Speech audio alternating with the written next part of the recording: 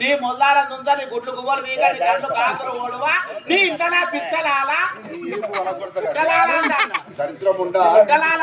మళ్ళా మున్నారకు మళ్ళా లేపిపోతా మళ్ళా ముసమరకు రావాలి ముండ కొడుక దరిద్రం ముండ కొడుక చేసుకున్న మొగడు కూడా నీ తన పండు వాళ్ళుగా